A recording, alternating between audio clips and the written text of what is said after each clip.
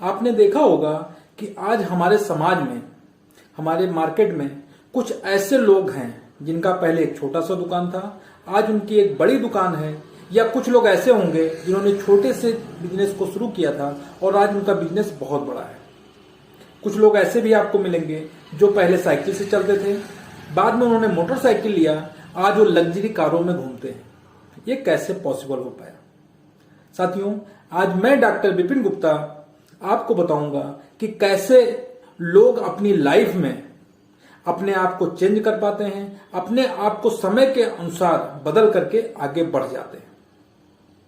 मुझे याद है कि कुछ वर्ष पहले मैंने एक कहानी पढ़ी थी।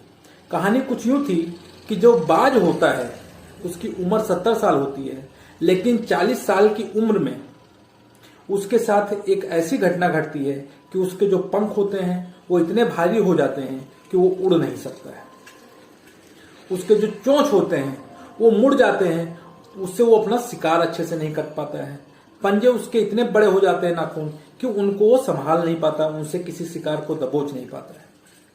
जबकि बाज की ये खासियत होती है कि जब बारिश होती है तो सारे पक्षी अपने घोंसलों में छुप जाते हैं, ऐसी जगह पे छुप जाते हैं जहां बारिश ना आए, लेकिन बाज उस बारिश में भी आसमान में उड़ता चला जाता है और वो बादलों के ऊपर चला जाता है। तो बाज की यही सोच, बाज की यही इच्छा शक्ति, जब 40 साल की उम्र में उसको ये होता है कि उसके पंख भारी हो गए, चोंच मुड़ जाते हैं, पंजे उतने मजबूत नहीं रहते हैं, तो वो पहाड़ी पे चला जाता है। अपने पंजों को पत्थर पे मार मार के तोड़ देता है, चोंच को तोड़ देता है और अपने पंख को भी वो तोड़ देता है।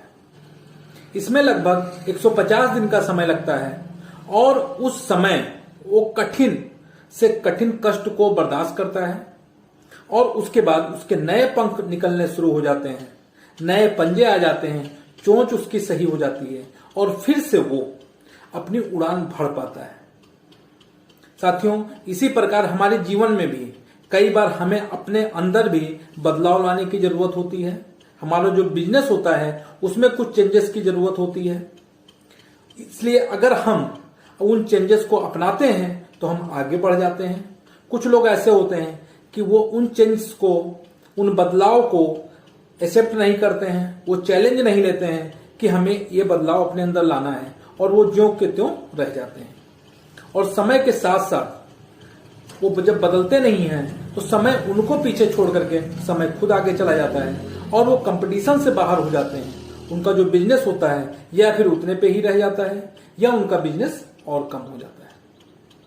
आपने देखा होगा कि एक समय में नोकिया का जो मोबाइल था वो पूरी दुनिया में छाया हुआ था, लेकिन जैसे एंड्रॉइड फोन आए उन्होंने अपने आप को चेंज नहीं किया, समय के साथ नहीं बदला, तो आज वो मार्केट से बाहर हो गए। HMT की जो घड़ी आती थी, एक समय में वो सबसे जानी मानी घड़ी हुआ करती थी। हर आदमी HMT की घड़ी पहनने के लिए परेशान रहता था। जो मिडिल क्लास आदमी है खास करके वो HMT घड़ी को ही तवज्जो देता था। एम्बेसडर कार जो होती थी वो लोगों की पसंदीदा होती थी। बड़े बड़े VVIP एम्बेसडर कार में घूमते थे। लेकिन हुआ क्या, समय के साथ उन्होंने अपने अंदर बदलाव नहीं किया और आज वो कंपटीशन से बाहर हो गए हैं।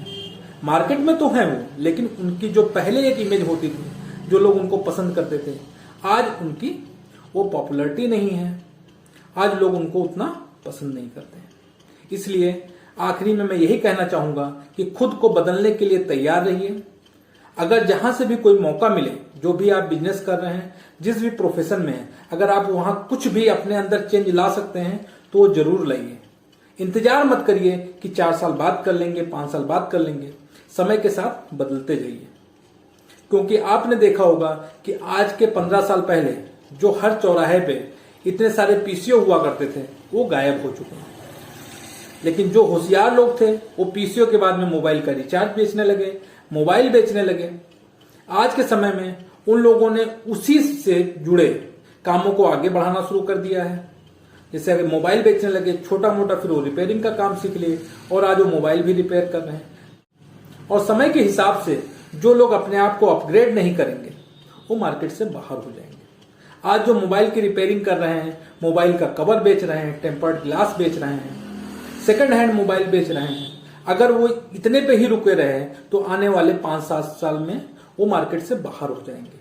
लेकिन अगर वो खुद को अपग्रेड करते रहे तो मार्केट में बने रहेंगे, उनकी एक अपनी इमेज बनी रहेगी। वीडियो को अंत तक देखने के लिए बहुत बहुत धन्यवाद।